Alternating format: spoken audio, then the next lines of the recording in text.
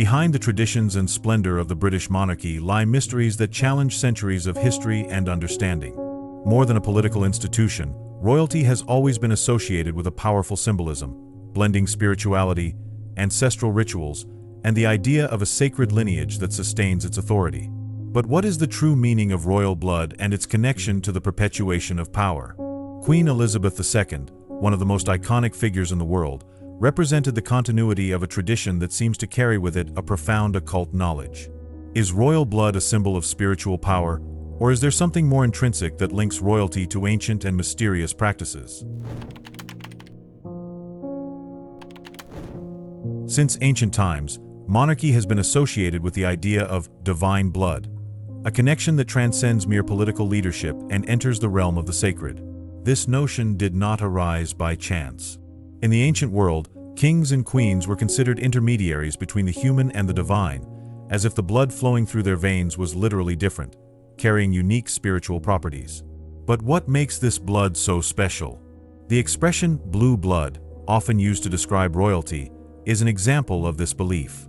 Historically, it refers to the appearance of veins under the pale skin of the European aristocracy, but it also symbolizes a purity of lineage. In some cultures, such as the Egyptian, pharaohs were believed to be direct descendants of the gods, and their lineages had to remain pure to preserve this divine connection. In Europe, the British monarchy was no exception to these traditions. The lineage of Queen Elizabeth II, for example, is traced to figures like Alfred the Great and even the legendary tribe of Judah, according to some interpretations. This genealogy is not merely a historical record, it also carries spiritual symbolism. In esoteric texts, the ancestors of royalty are often linked to biblical and mythological characters, reinforcing the idea of a sacred destiny for these figures. This raises the question: is this lineage carefully protected merely a matter of tradition, or does it serve a greater purpose? The preservation of this bloodline, however, brought practices that, to modern eyes, may seem controversial.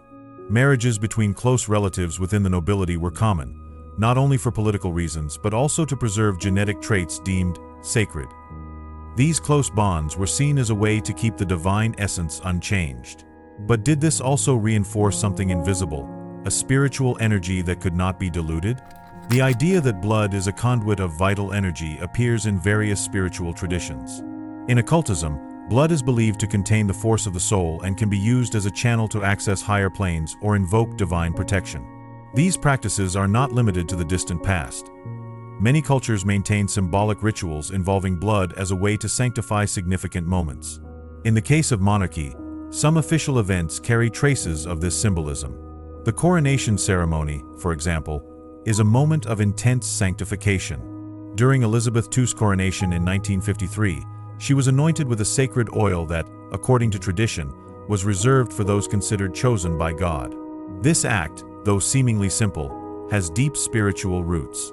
Was the anointing not merely crowning a queen but also reinforcing her divine connection? Another intriguing aspect is the presence of symbols linked to blood and lineage in royal insignia. The scepter, crown, and orb are more than adornments. They represent the celestial power invested in the monarch. Many scholars of symbolism see in these objects a connection to the ancient rituals of priest-kings, who played both spiritual and political roles. It is impossible to ignore that the idea of a sacred lineage has always been connected to power. From biblical times to the present day, maintaining control of a lineage was a way to protect not only the physical heritage but also the spiritual energy it represents. But what happens when this lineage is threatened or mingles with the common? Does something intangible get lost in the process? Throughout Queen Elizabeth's reign, there were moments when the monarchy faced crises that tested its continuity. Were these crises merely political challenges, or could they be connected to something deeper, such as the preservation of this spiritual essence? It is fascinating to think about how these seemingly intangible issues still shape decisions in the modern world. If we analyze the history of the British monarchy, it is evident that much of what is celebrated publicly has roots in older spiritual practices. The connection with the church, the way the royal family is presented as protectors of the people, all echo concepts of spiritual leadership dating back millennia. This leads us to reflect: is the idea of being chosen by God merely a symbolic title, or is there something greater behind it?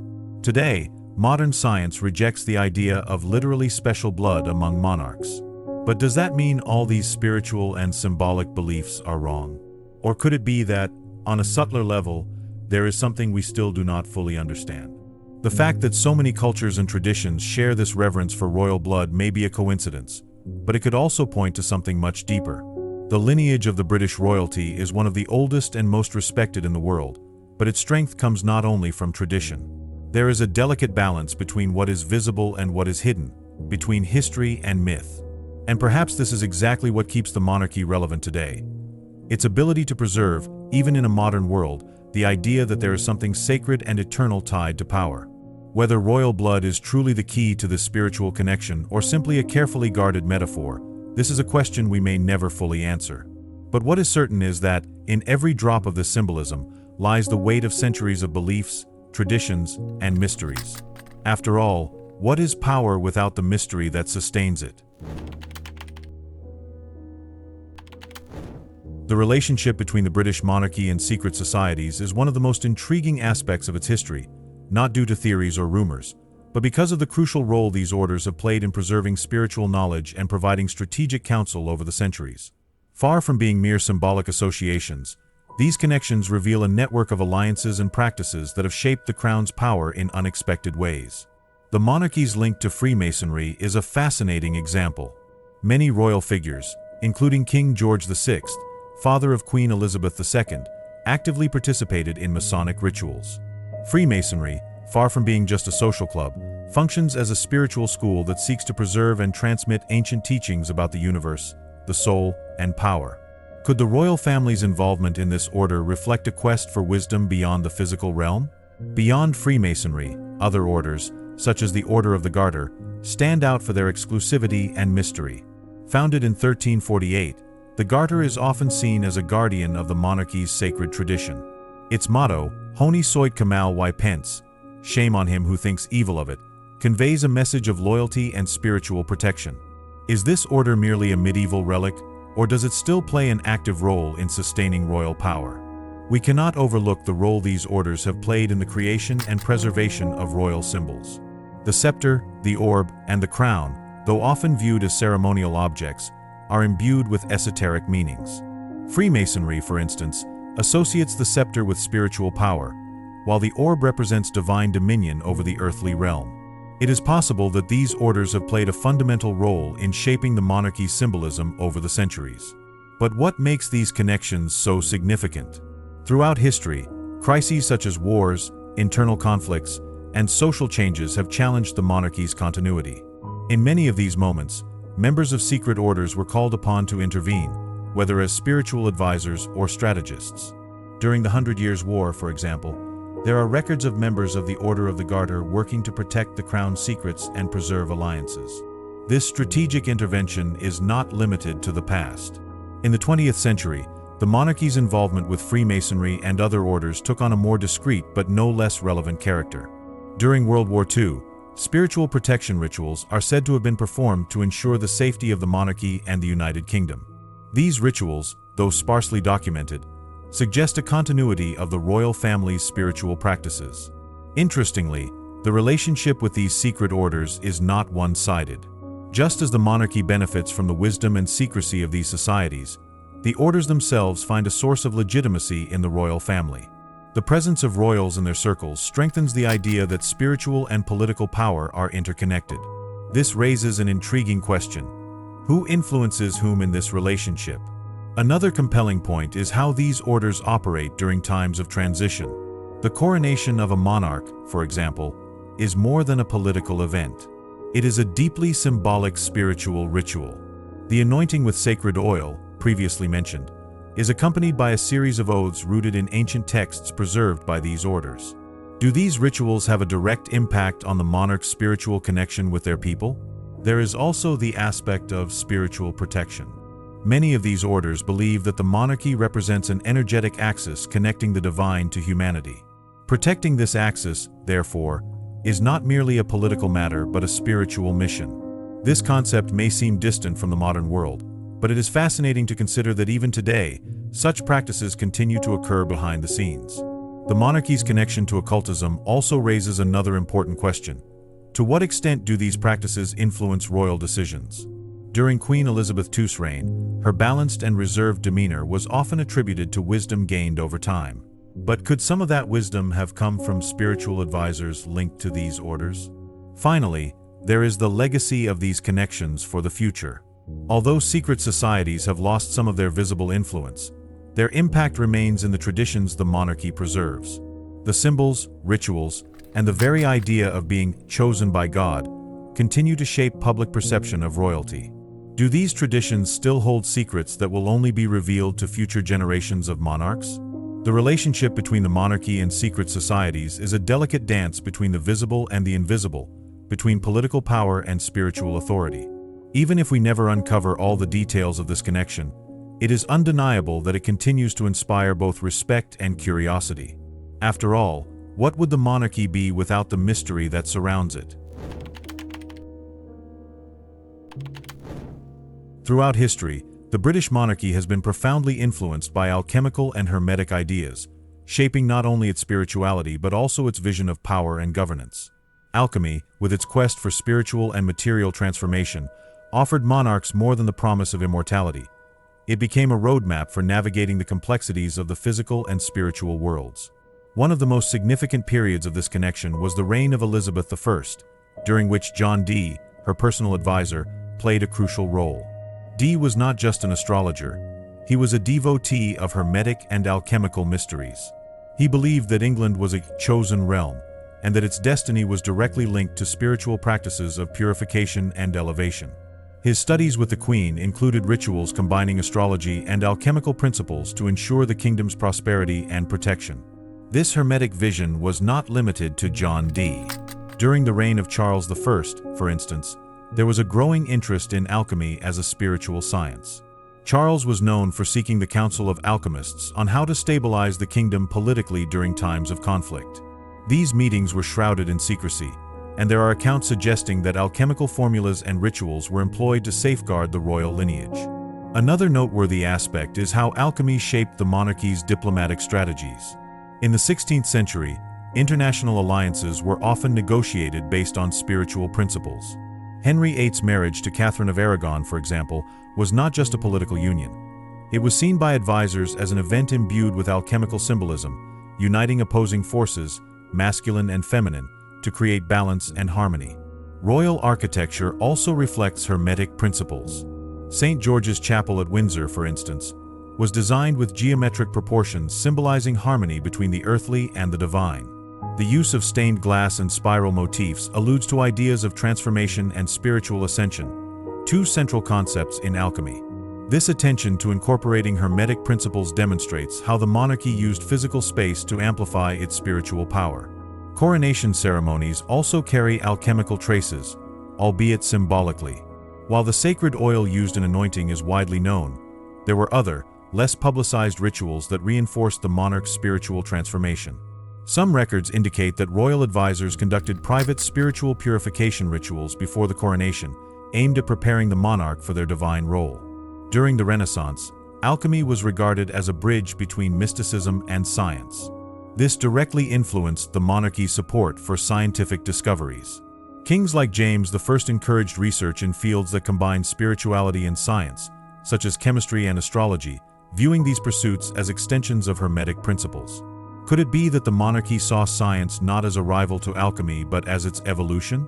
Alchemy's impact is also evident in how the monarchy addressed internal crises. During the English Civil War, some of Charles I's close advisors recommended spiritual practices based on hermetic principles to protect the throne. While these practices did not prevent the king's defeat, they highlight how the monarchy viewed spirituality as a tool for navigating political challenges.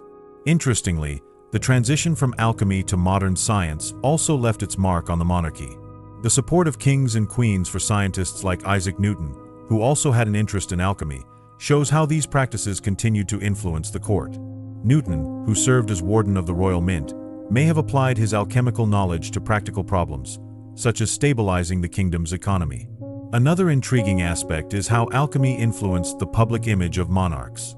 The idea that the king or queen represented divine perfection was reinforced through symbols evoking spiritual transformation.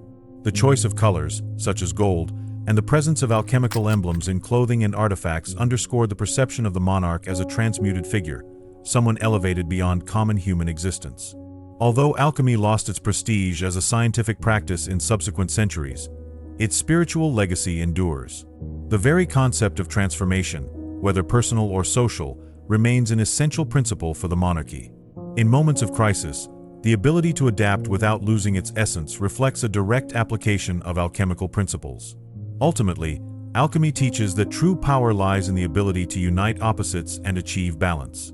For the British monarchy, this lesson appears to have been woven into its own trajectory, where tradition and modernity, politics and spirituality continuously blend.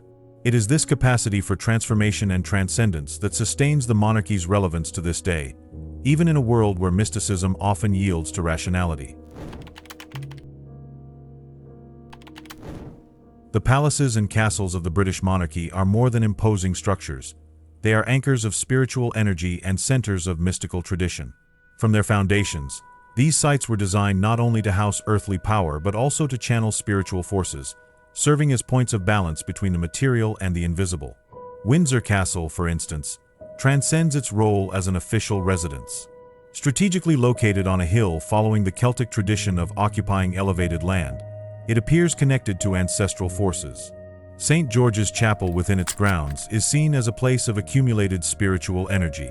It is where many monarchs are laid to rest, and some esotericists believe their tombs create a kind of energy vortex, strengthening the monarchy's spiritual presence over the British Isles. The royal tombs in Westminster Abbey also hold special symbolism. More than historical memorials, they are viewed as points of spiritual protection. In many traditions, the resting place of a significant figure is believed to continue emanating their vital energy. Could the monarchs buried there, such as Elizabeth I and Henry VII, still exert spiritual influence over England? Another aspect reinforcing the spiritual symbolism of these sites is the sacred relics and artifacts they house. Westminster Abbey not only hosts coronation ceremonies but also preserves objects symbolizing the monarch's spiritual authority, such as the Cross of St. George. This relic, often featured in processions, underscores the idea that the monarch's power is not merely political but also divine. The public rituals conducted at these locations further enhance their significance. Weddings, funerals, and coronations are not merely social events but moments of spiritual activation for these places. The collective energy generated by the public's presence and the symbolism of the rites reinforce these sites as spiritual centers. For example, the coronation at Westminster Abbey is not just a celebration but a ritual consecrating the monarch as a link between the divine and the earthly. The royal gardens offer another dimension of symbolism. Often viewed as aesthetic spaces, they were designed following principles that evoke cosmic harmony. The gardens at Kensington and Windsor, for example, utilize geometric patterns reflecting the golden ratio, symbolizing divine order within nature's chaos. Some scholars suggest these spaces served as places of contemplation and spiritual renewal for monarchs. In times of crisis, these sites have also taken on deeper symbolic roles. During World War II, Windsor Castle served as a refuge for the royal family, protecting not only the monarchs but also the symbolic essence of the monarchy. The resilience of these places during adversity reinforces their image as spiritual fortresses rather than mere buildings. Another rarely explored layer is the existence of hidden chambers and underground passages in royal palaces. At Windsor Castle and Buckingham Palace, rumors of tunnels connecting different parts of the properties persist. While often explained as security measures, some believe these passages were used for private gatherings, perhaps even for spiritual rituals away from public view. The architectural orientation of these sites also suggests a spiritual intentionality. Many castles and palaces are aligned with cardinal points or celestial bodies, indicating an effort to synchronize these spaces with cosmic forces. The use of large windows and structures directing sunlight at specific angles further strengthens this connection between the earthly and the celestial. Key relics, such as the St. Edward's crown and the Sword of State, are kept in locations that seem strategically chosen. The Tower of London, which houses most of these items, is one example. Built as a fortress and prison, it also serves as the guardian of objects symbolizing the monarchy's spiritual power. These sites not only physically protect the relics but also amplify their symbolic energy. Finally, the interaction between these spaces and their visitors is another fascinating element. When the public participates in events at these sites, Whether in a procession at Westminster Abbey or celebrations at Buckingham Palace, a moment of energetic exchange occurs. The presence of the masses appears to imbue these spaces with collective energy, reinforcing their spiritual relevance. These locations, over the centuries, have not only witnessed history but have also shaped the perception of the monarchy as something beyond human. They are living temples of a tradition that bridges the mystical and the earthly, preserving a spiritual legacy that continues to inspire reverence and fascination. Blood, as a central element in various spiritual traditions, carries powerful and enigmatic symbolism. In the history of the British monarchy, it appears primarily as a metaphor for the sanctity of lineage, yet evidence suggests that, in other eras and contexts, rituals involving blood were crucial to legitimizing and preserving power. What, then, is the true role of this element in the construction of the monarchy's spiritual and symbolic authority? To understand this, we must look back to the Celtic tribes and their influence over the lands that now form the United Kingdom. The Celts believed that blood was the bridge between the physical and spiritual worlds, carrying the vital essence that connected individuals to the gods. Druidic ceremonies often included blood offerings, usually animal but occasionally human, to appease natural forces or ensure the land's fertility. While the British monarchy never adopted such explicit practices, Druidic symbolism influenced the development of its ceremonies. Symbols inherited from these practices are evident in events such as coronations. For instance, the use of the Stone of Scone, placed beneath the throne during the coronation ceremony, has roots in Celtic traditions associating sacred stones with portals to spiritual energy. Though modern rituals do not involve blood, the concept of vital energy within royal lineage can be seen as an adaptation of these ancient beliefs. Another intriguing historical example is the blood pacts made between rulers in the medieval period. Though rarely mentioned in official histories, such oaths symbolized eternal commitment and spiritual loyalty between allies. In the case of the British monarchy, there are accounts of such pacts during European dynastic alliances, particularly during the Crusades, when royalty sought to unite spiritual forces against common enemies. The evolution of monarchical rituals demonstrates how blood, once a literal element, became a metaphorical symbol. In the coronation of Elizabeth II, for instance, the sacred oil used in the anointing was described as carrying symbolic energy, replacing the use of blood in ceremonies from more primitive eras.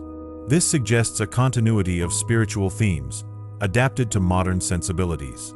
Behind the scenes of history, secret societies have played an essential role in preserving this symbolism. Freemasonry, with its strong presence in the British aristocracy, views blood as a symbol of commitment and transformation. It is no coincidence that many Masonic rituals mirror royal ceremonies, reinforcing the spiritual connection between the monarchy and the preservation of esoteric values. External influences on monarchical rituals are equally fascinating. During the colonial era, interactions with African, Asian, and indigenous cultures introduced new perspectives on the role of blood in spiritual ceremonies. While the monarchy maintained its core traditions, echoes of these interactions can be seen in subtle symbolic details incorporated over time. The symbolism of blood also appears in the religious texts associated with royalty. The Bible, often used in royal oaths, is rich with references to blood as a sacred covenant. During coronations, when the monarch places their hand on the Bible, they reaffirm this spiritual commitment, reinforcing the idea that their bloodline carries a divine responsibility. Another compelling aspect is the association of blood with sacrifice. During Queen Elizabeth II's reign, the concept of sacrificing oneself for duty was a recurring theme. Though this sacrifice is figurative, the association of blood with vital energy still resonates. It is as though the monarchy, by assuming this symbolic burden, gives part of its essence in service of its divine mission. Even in the modern world, the idea of royal blood continues to shape public perceptions of the monarchy. The belief that the monarch is a living link to past traditions carries a symbolic weight that sustains the institution's relevance. This explains why events such as jubilees and royal weddings draw such attention. They are moments when the public feels they are witnessing a spiritual connection that transcends generations. The evolution of blood rituals in the monarchy reflects an adaptation to cultural and spiritual changes, without abandoning its symbolic essence. While there are no explicit practices involving blood today, reverence for its spiritual importance remains evident in every ceremonial detail. This raises the question: how will this symbolic heritage continue to shape the monarchy in an increasingly secular future? What is certain is that blood, whether as substance or symbol, remains one of the most intriguing elements in constructing the monarchy's spiritual power. It reminds us that behind the crowns and scepters lies a tradition deeply rooted in the connection between the visible and the invisible, between the human and the divine. Throughout the centuries, the British monarchy has been deeply intertwined with prophecies and omens, often shaping its trajectory and public perception of its destiny. These predictions, originating from seers, astrologers, and ancient traditions, were not merely popular beliefs. They frequently guided the political and spiritual decisions of monarchs. But to what extent did these prophecies genuinely influence the monarchy's history? One of the oldest and most well-known prophecies is that of Merlin, the legendary wizard associated with King Arthur. According to accounts, Merlin foretold the rise of a leader who would unite Britain and bring peace in times of chaos. While Arthur became a mythological figure, Merlin's prophecy continued to resonate, especially during moments of transition in the British monarchy. Monarchs like Henry VIII and Elizabeth I were often portrayed as symbolic heirs to this Arthurian destiny. The stars also played a central role in the monarchy's fate. Astrology, widely practiced by royal advisors, was used to determine auspicious moments for coronations, marriages, and military campaigns. A notable example is John Dee, an advisor to Elizabeth I, who used astrological charts to guide the Queen's crucial decisions. Dee believed that celestial movements were directly linked to the kingdom's success or failure, and his readings were taken seriously by the Queen. During the Middle Ages, natural omens such as comets and eclipses were seen as divine signals about the kingdom's future. Halley's Comet, for instance, appeared shortly before the Battle of Hastings in 1066 and was interpreted as a portent of William the Conqueror's victory. These celestial events were not regarded as mere coincidences, but as direct messages from the heavens about the monarchy's destiny.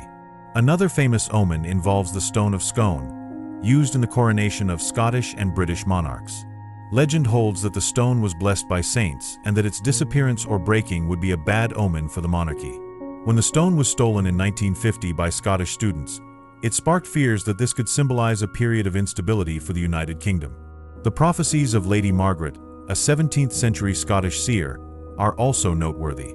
She predicted the end of the Stuart direct line and foretold a time of crisis for the monarchy before it stabilized under a new dynasty. This prophecy seems to have come true with the ascension of the House of Hanover, which replaced the Stuarts on the British throne. Biblical prophecies, often interpreted by clergy close to the crown, also played a significant role. During the Reformation, for example, Henry VIII used biblical passages to justify his break from the Catholic Church and the establishment of the Church of England. His decision was presented as a fulfillment of divine destiny, reinforcing the legitimacy of his new position as England's spiritual leader. In times of crisis, prophecies and omens became even more crucial to the monarchy. During World War II, there are accounts of spiritual advisors being consulted about the monarchy and the United Kingdom's future. Omens concerning the safety of King George VI and his family influenced strategic decisions, such as the royal family's decision to remain in London during the Blitz, a symbolic act of strength and resilience. A lesser-known aspect is how these prophecies shaped the public image of monarchs. During Queen Victoria's reign, seers and writers frequently described her rule as predestined to bring prosperity to the British Empire. Such narratives helped strengthen the spiritual connection between the monarch and the people, creating a sense of security during times of change. Modernity has brought skepticism toward prophecies, but their impact remains. During Queen Elizabeth II's reign, her coronation was described as a near-prophetic moment, viewed by many as a spiritual rebirth following the horrors of World War II. Even in an increasingly rational world, events like these continue to evoke a sense of destiny in the public's imagination. Perhaps the most fascinating aspect of these prophecies is their ability to transcend time. They not only shape the monarchy's past, but also continue to influence its perception in the present. Merlin's prophecy of Britain's unity, for instance, is still referenced in debates about Scottish independence and the United Kingdom's identity. Ultimately, the prophecies tied to the monarchy remind us that power has never been seen as merely physical or political. It is, and always has been, deeply spiritual. The destiny of a monarch, whether guided by the stars, the heavens, or the words of seers, carries a weight that extends beyond what can be seen with the eyes. The spiritual role of the British monarch extends beyond the Church of England and public ceremonies. Throughout history, the monarch has been shaped as a symbol of moral unity and transcendence, maintaining a subtle connection between diverse beliefs and spiritual traditions. But how has this role adapted over time, and what lesser-known practices reinforce this dimension? In addition to being the supreme governor of the Church of England, the British monarch has historically embraced the role of guardian of multiple spiritual traditions. During the British Empire, this role expanded significantly. Queen Victoria, for instance, was called the Mother of the Empire, a figure revered not only in Britain but also in colonies where Christianity coexisted with religions such as Hinduism, Islam, and Sikhism. Victoria promoted a symbolic respect for these beliefs, acknowledging that her authority transcended religious boundaries. In modern times, Queen Elizabeth II continued this tradition. In her speeches, she often quoted biblical passages but also acknowledged universal values shared among religions. This approach was more than rhetoric. It reflected the monarch's role as a spiritual mediator in a diverse society. A notable example was the multi-faith celebration during Elizabeth II's Diamond Jubilee, where leaders from various spiritual traditions participated in prayers and blessings. Lesser-known rituals also underscore the monarch's spiritual role. During the Christmas ceremony, for instance, the monarch's private prayer is seen as a symbolic moment of direct connection with the divine. Though this practice is not widely publicized, it is believed to include a request for blessings upon the British people and a reaffirmation of the monarch's spiritual duty. These intimate moments reveal that the monarch's spirituality is not only public but also deeply personal. Moreover, the monarch has played an essential role in preserving sacred sites. Westminster Abbey, St. George's Chapel, and other spiritually significant locations are more than historical landmarks. They are pillars of Britain's spiritual identity.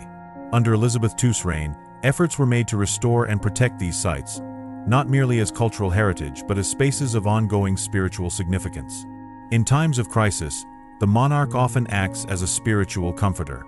While the example of George VI during World War II is well known, other moments stand out. During the Jacobite Rebellion, George II emphasized religious unity as a means of restoring order.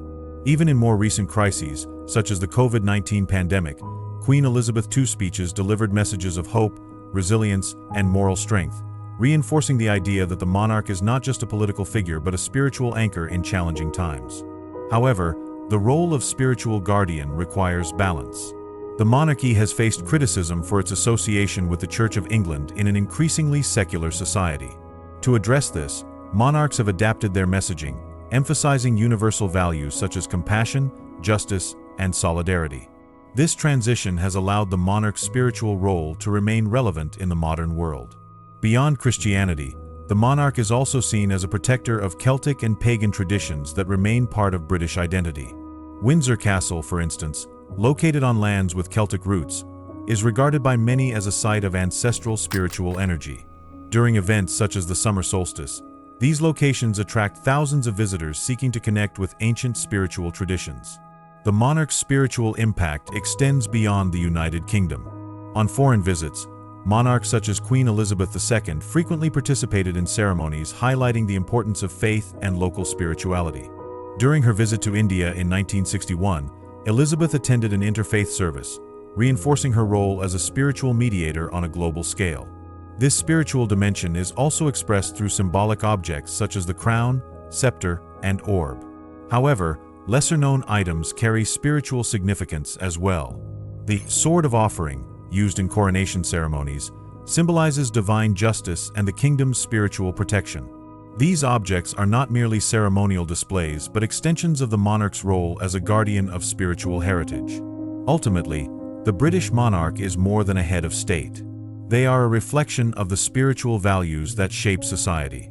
This role transcends time, adapting to the needs of each era while remaining fundamentally the same, uniting the kingdom around ideals that reach beyond the material.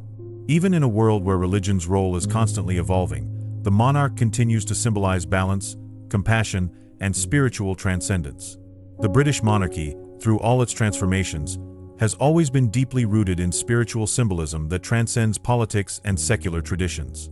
From the monarch's role as a spiritual and mystical guardian to the preservation of sacred sites and adaptation to a multi-faith society, the royal figure remains a convergence point between past and present, between the material and the transcendent.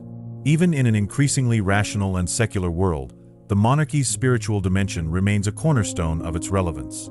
This invisible connection with the divine and the soul of the people ensures that the crown is not merely an ornament but a symbol of continuity, unity, and resilience. And now I want to hear from you. What other spiritual themes would you like to see here? Leave your suggestions in the comments and help shape the channel's upcoming content. If you're interested in exploring more about spirituality, I've specially selected some videos packed with profound insights and fascinating discoveries that you'll love. Just click on one to begin. Don't forget to subscribe to the channel to continue this journey of self-discovery and spiritual learning. Your commitment to knowledge is the first step toward transforming your reality.